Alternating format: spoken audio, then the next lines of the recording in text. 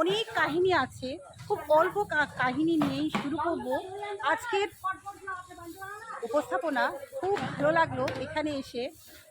চলো তোমাদের অনেক কিছু আজকে এখানকার তথ্য তুলে ধরবো, সাথে থাকো, দেখে থাকো। আজকের বিশেষ একটা উৎসব তোমাদের দেখাতে চলেছি। এটা ডুবতলার যে শিব মন্দির আছে সেই শিব মন্দিরের উৎসব। সুদূর পথ অতিক্রম করে প্রায় ২৬ কিলোমিটার অতিক্রম করে কাঁধে নিয়ে মহাদেবকে নিয়ে আসছে। কত ভক্তি সহকারে এসে মন্দির প্রাঙ্গণে ঘোরাচ্ছে কাঁধে করে নিয়ে। এক একটা দল এক এক রকমভাবে প্রবেশ করছি মন্দিরে। খুব সুন্দর মন্দির, পারিপার্শ্বিক শান্ত পরিবেশ। অনুষ্ঠান সব সম্পূর্ণ হয়ে গেছে। আমি অনুষ্ঠানের শেষেই পৌঁছে গেছি দর্শক বন্ধু। যেহেতু স্কুলে গেছিলাম তাই স্কুল থেকে ফিরেই এসেছিলাম এই মন্দিরে। শান্ত পরিবেশ, ভীষণই সুন্দর। দুই দিকে পাতাবাহারের ঝলক, দূরে একটা খুব সুন্দর বট গাছ। অবশ্যই তার কাছে পৌঁছে যাব। রঙ্গন ফুল, পাতাবাহার। যেহেতু আমি একজন গাছপ্রেমী, আমার ঢুকতেই গাছগুলো দেখে ভীষণই ভালো লাগছে। চারিদিকে সব সাদা সাদা বাটি পড়ে আছে, প্রসাদের বাটি। কত যে মানুষ এসেছিল, ১৫,০০০, কম না দর্শক বন্ধু। অনেক অনেক দূর থেকে স্নান করে বাবার মাথায় জল ঢালবে বলে তারা পরিকল্পনা নিয়ে এসে এইখানে এই যে সাধু বাবা, তার কাহিনী অনেক শুনব, তার অলৌকিক কাহিনী। এখানে মানুষজন বসে আছে। অনুষ্ঠান শেষ হয়ে গেলে হিসাব নিকাশ যা হয়, আমি আস্তে আস্তে পৌঁছে যাব সেই মহাদেব, দেবাদিদেবের কাছে। আর এইগুলো তো সব কাঁধে করে নিয়ে এসেছে, তোমরা দেখলে। এখন বাজে মোটামুটি ৪টে। একদম চারিদিকে শান্ত, কিন্তু ফাঁকায় ফাঁকায় ভালোই লাগছে দেখতে। ফাঁকায় ফাঁকায় আস্তে আস্তে পৌঁছে যাব সেইখানে, যেখানে গিয়ে সেই মহাদেব, দেবাদিদেবের দর্শন করব দর্শক বন্ধু। আমি তো উপবাস করিনি, আমি এসেছি শুধু দর্শন করতে। তাই ঠাকুরকে একটু দর্শন করব। চারিদিকে ছড়িয়ে ছিটিয়ে আছে সব, এত মানুষ এসেছে দেখেই মনে হচ্ছে। সব শেষ আসলাম, কিন্তু শান্ত পরিবেশ, ভালোই লাগছে। কাছে থেকে দেখবো ওনাকে। একজন ভদ্রমহিলা পুজো করছে, ভীষণ সুন্দর। চারিদিকে একটা খাল, কাটা খাল, ওপরে মন্দিরটা খুব সুন্দর। ঠাকুরের কাছে খানিকক্ষণ দাঁড়ালাম। একটা দিদি পুজো দিচ্ছে, আমিও কিছু মিষ্টি দিলাম। আমাকে বসতে দেওয়া হয়েছিল, খুব সম্মান করেছিল। বসুন দিদি ভাই, বসেছিলাম। বিশ্বজিৎ দার কাছে। তারপরে নমস্কার দাদা, কেমন আছেন? শুরু হলো, ভালো। সব জানতে চাইলাম। এই প্রোগ্রামটা আজ থেকে কতদিন আগে শুরু হয়েছিল? আজ থেকে ৩ বছর আগে শুরু হয়েছিল। আমাদের যে শিবলিঙ্গ দেখছেন, নাম প্রকাশে অনিচ্ছুক এক মারোয়ারি ৩ বছর আগে শিবরাত্রির ঠিক ১২ দিন আগে রাজস্থান থেকে ফোন করে বললেন যে শিবলিঙ্গ পাঠাচ্ছি, শিবরাত্রির দিনই প্রতিষ্ঠা করতে হবে। আচ্ছা। দিয়ে আমরা ওইভাবে তড়িঘড়ি করে শিবলিঙ্গটা ওই ছোট্ট একটু ঢালাই করে তার উপরে প্রতিষ্ঠা করেছিলাম। আচ্ছা এবং শিবরাত্রির পুজোর মাধ্যমে আর কি আচ্ছা অনেক লোকজন ভক্তবৃন্দের সমারোহে পুজোর মাধ্যমে প্রতিষ্ঠা করা হয়েছিল। আচ্ছা তারপরে যিনি শিবলিঙ্গটা দিয়েছিলেন তিনিই বলেছিলেন যে পরপর এই শিবলিঙ্গ এমন তেজস্বী এবং এত ক্ষমতা সম্পন্ন হবে যে এর ঘি, মধু, জল, ফুল জল পড়লে এত এর তেজ হবে যে বছরের পর বছর মানুষ টেনে আশ্রম ডাঙা করে দেবে। আচ্ছা তো আজকে ৩ বছর আমাদের অতিক্রান্ত হলো।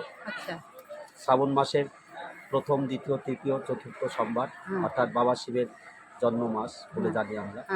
তো প্রথম সোমবার আপনার প্রথম বছর ভক্তের সমাগম ঘটেছিল। আচ্ছা দ্বিতীয় বছর আমরা ভাবতে পারিনি অত ঘটবে। আচ্ছা মোটামুটি 7-8 হাজার ভক্তের সমাগম গত বছর ঘটেছিল। আচ্ছা আর এবার আমরা মানে কল্পনা করেছিলাম গতবারের থেকে হয়তো বেশি হবে, আচ্ছা কিন্তু আজকে যেটা দেখলাম, আচ্ছা কালকে রাত্রেও কুমারপুর গঙ্গার ঘাটে গেছিলাম, ওখানে ছিলাম, আচ্ছা যে হাজারো হাজারো পুণ্যার্থী যে স্নান করছে, রাত্রে আচ্ছা স্নান করছে, ওখানে প্রশাসন ছিল আচ্ছা এবং স্নান করার সেই ব্যারিকেড টেন্ট ছিল, ভলেন্টিয়ার্স ছিল, সকলে মিলে দারুণ সুন্দর একটা সেখানে জনসমাগম, পুণ্যার্থীদের ভিড় ছিল। আচ্ছা তারপরে রাত্রে পায়ে হেঁটে আচ্ছা একদম কুমারপুর ঘাট থেকে, বেলডাঙ্গা কুমারপুর ঘাট কত থেকে কিলোমিটার? পায়ে হেঁটে আচ্ছা কত কিলোমিটার? 26 কিলোমিটার হেঁটে আচ্ছা সেই রাত্রি থেকে শুরু হয়েছিল। শুরু হয়েছিল। যে এখানে যখন পৌঁছালো তখন কত সময়টা কত? মোটামুটি এখানে ওই 3:30-4টের সময় থেকে ভক্তরা এসে আসতে শুরু আসতে করেছিল। করেছে। আচ্ছা তো হয় আর কি, শিবলিঙ্গের পুজো 5টা থেকে 6:30 পর্যন্ত, 7টা পর্যন্ত হয়েছে। 7টার পর তারপরে ওরা জল ঢালতে পেরেছে। ভক্তরা জল ঢালতে লেগেছে। আচ্ছা তো এবার যে ভক্তের সমাগম হয়েছিল আমাদেরকে মানে আপ্লুত করে দিয়েছে, মানে আচ্ছা আমাদের ধারণার বাইরে যে এত ভক্তের ভিড় হবে এটা আমরা ভাবতে পেরেছিলাম। মেইনলি এই দিনকে উদযাপনটা হয়, আর বৎসরের অন্যান্য দিন কি আপনাদের এরকম কোনো অনুষ্ঠান থাকে?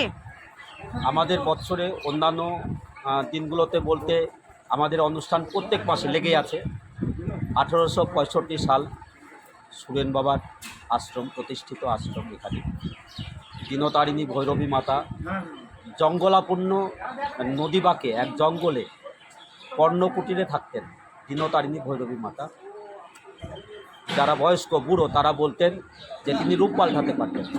তারপরে 12 বছর বয়সে গৃহত্যাগ করে সন্ন্যাস ধর্ম গ্রহণ করে সুরেন বাবা ডুবতলা আশ্রমে আসেন, এবং সেই থেকেই এখানে যে বাৎসরিক উৎসব, জ্যৈষ্ঠ মাসে গঙ্গা পুজো হয় ধুমধামে, ভক্তদের ভিড়, খাওয়া দাওয়া, হরিনাম। তারপরে গুরু পূর্ণিমা হয় আষাঢ় মাসে, কীর্তন হয়, 8-10 হাজার লোকের সমাবেশ হয়।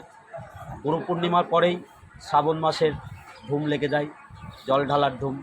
এখানেও এবার 15,000-এর ওপর পুণ্যার্থীর ভিড় হয়েছিল।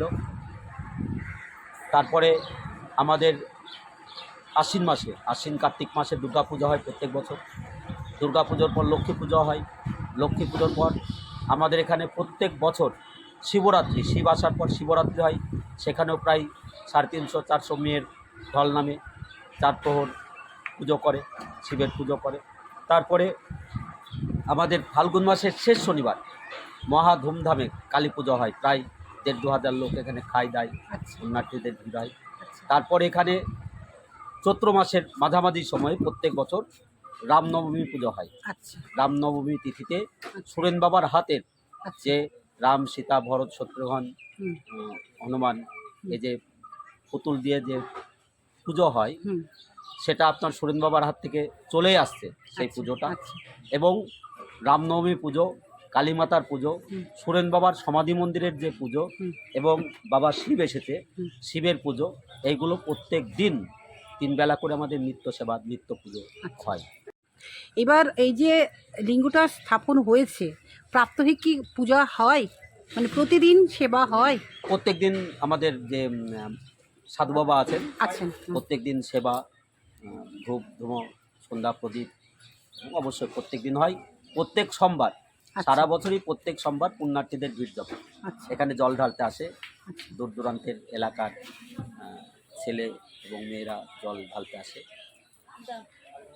এক কথায় এটাকে কেন্দ্র করে পারিপার্শ্বিক একটা আলাদা মানে কি বলবো, আবেগ ছড়িয়ে পড়ছে। আমি যেমন আপনাদের খুব কাছেই থাকি, পাটকাবাড়ি গ্রামে, আমি কিন্তু জানতাম না। যেহেতু আপনাদের 3 বছর চালু হয়েছে, আমি আজ আসলাম, ভীষণই ভালো লাগলো। আমার মাধ্যমে আরও অন্যান্য মানুষ জানতে পারবে, তারাও আসবে। শুধু কি বেলডাঙ্গার লোক আসে না, তার আশেপাশের কোনো মানুষ না, আসে? আমাদের দেখুন, মানে আজকে যেটা আমাদের ধরেন টেবিল কালেকশান থাকে, সেখানে যারা আমাদের ধরেন ডোনেট করলো, আচ্ছা তা আজকে বলতে নেই যে নদিয়ার কিছু অংশের মানুষ এখানে অবশ্যই এসেছে। আচ্ছা, ডোনেটও হয় এখানে? ডোনেট, হ্যাঁ, মানুষ আচ্ছা যে যেমন পারে সে আচ্ছা। তেমন ডোনেট দেয় আর কি। আচ্ছা তো আজকে আপনার একদম পলাশি থেকে শুরু করে এধারে বেথুয়া দৌড়ি থেকে শুরু করে করিমপুর কেচুয়াডাঙ্গা তেহট্ট থেকে শুরু করে মানুষ আপনার এসেছিল। মানুষ এসেছিল। এই ইসলামপুর স্বরূপপুর থেকে হরিয়ারপাড়া কিয়দংশ এবং আমাদের বেলডাঙ্গা থানা বহরমপুর প্রিয়দংশ এবং নোয়াদা তো আছেই, বিভিন্ন গ্রামের মানুষ এসেছিল। এবং সবথেকে বড় ব্যাপার যে তারকেশ্বর কিন্তু তারকেশ্বরের মতো রূপ নিতে চলেছে আচ্ছা আজকে আমাদের এই সুরেন বাবার আশ্রমের যে মহাদেব প্রতিষ্ঠিত হয়েছে আচ্ছা। সেই মহাদেব। মানে কালকে যেমন অনেক ক্যাম্প হয়েছে, আমরা জানতে পেরেছিলাম নতুন ক্যাম্প হয়েছে, কুমারপুর ঘাটে ক্যাম্প ছিল আচ্ছা আমাদের ভক্তদের সেবা করার জন্য, আচ্ছা হরেকনগরে ক্যাম্প ছিল, ওখানে ঔষধপত্র থেকে খাবার দাবার থেকে জল থেকে শরবত থেকে সমস্ত কিছু দিয়ে ভক্তদের সেবা করেছে। বেলডাঙ্গা ভারত সেবাশ্রম, সেখানেও ভক্তরা থাকে, সাহায্য বিভিন্ন ধরনের সাহায্য পায়। তারপরে আপনার খোরার গাছতলা, কালীতলা খোরার গাছতলা, সেখানেও একদম ভক্তদের সেবার জন্য ওখানে ক্যাম্প আছে।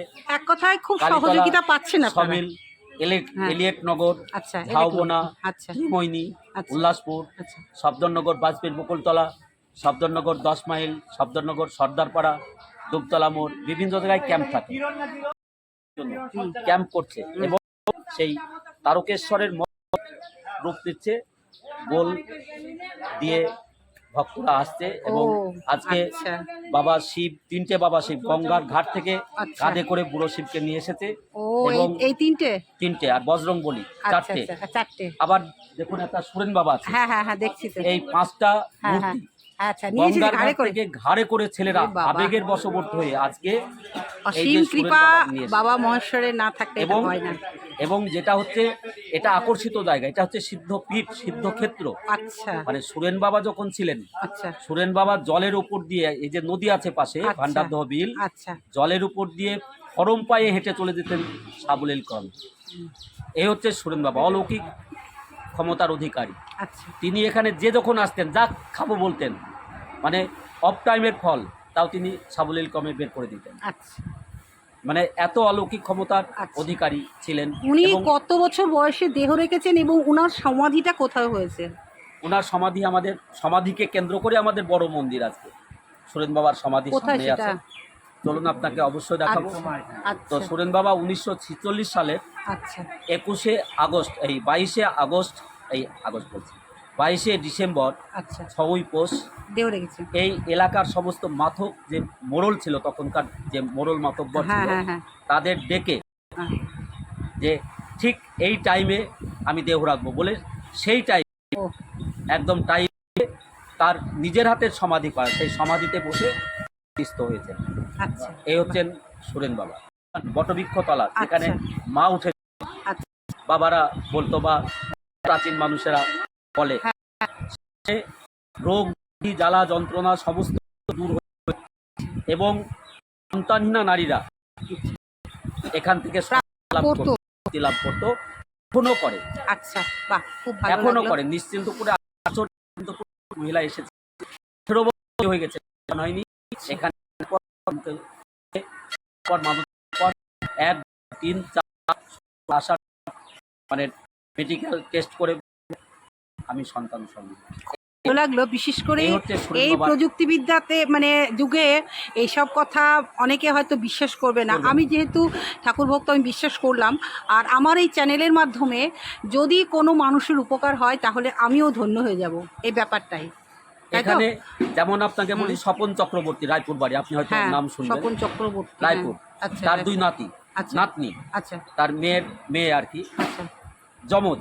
আচ্ছা বাঘ বন্ধ হয়ে গেছিল, আচ্ছা বাঘ বন্ধ হয়ে যাওয়ার পর বহরমপুর ডাক্তার দেখিয়েছে, কলকাতা দেখিয়েছে, দক্ষিণ ভারত দেখিয়েছে। আচ্ছা 4-5 লক্ষ টাকা খরচ করার পরে দক্ষিণ ভারতে জবাব দিয়েছে কোনো রোগ নেই, এর ভালো হবে না। আচ্ছা তখন স্বপনদা আমাদের আশ্রমের একজন সদস্য আচ্ছা দিয়ে মেয়েকে বলেছে, জামাইকে বলেছে যে আশ্রমে মানত করে একবার দেখতে পারিস, সারলেও ছাড়তে পারে, দারুণ আচ্ছা সুন্দর।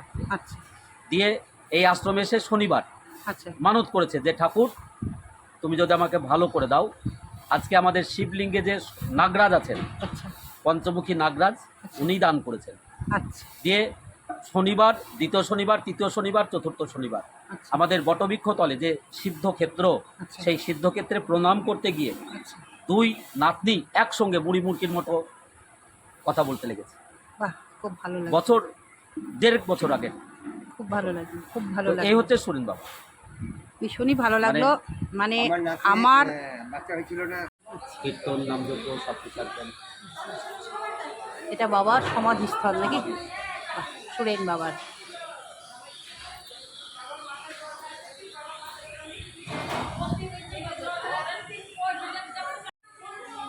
আর মায়ের পুজো হয়? মায়ের পুজো প্রতি ফাল্গুন মাসের শেষ শনিবারে যে মা। আচ্ছা আর এই যে শিলা বিগ্রহ, আচ্ছা এটা সুরেন বাবার সময়, সেদিন আবার বলছে ওই পিতলের স্ট্যান্ডে রাখতে হবে, মানে ওই ওই যে বটবৃক্ষ তলে দুটো বিগ্রহ আছে, আচ্ছা, শিলা। শিলা বিগ্রহ যে হুম। মহাদেব। আর ওই মা ওই ওখানেই আছে ভিতরে। আচ্ছা, আর এই বয়স কত বলতে পারবেন না, না এই গাছের? 200-250 হবে। আচ্ছা আচ্ছা, এই গাছে অনেক জীব আছে মনে হচ্ছে, পাখি, প্রচুর পাখি, বাঁদরও আছে, অনেক চামচিকা আছে, সবাই আছে। প্রচুর প্রচুর প্রচুর টিয়া পাখিও আছে না? বাহ, খুব ভালো। আর এই জল শনি মঙ্গলবারে জলেই আছে। এটা হ্যাঁ, এটা কি কোন কাঠ দিয়ে? নিম কাঠ? নিম বা জ্বালানোর বেল পর উপরে কি ধূপ দিতে হয়?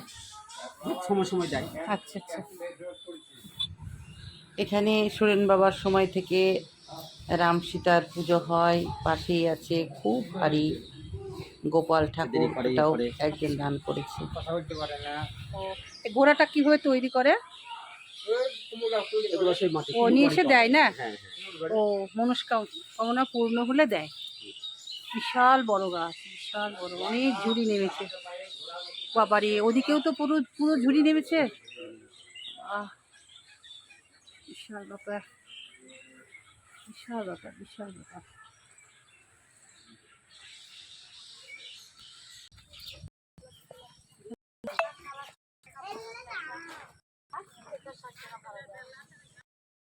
লাগলো এখানকার কাহিনী শুনে তোমাদের। অবশ্যই যদি এই ভিডিও থেকে তোমাদের কিছু উপকার আসে, তাহলে আমিও নিজেকে ধন্য মনে করব।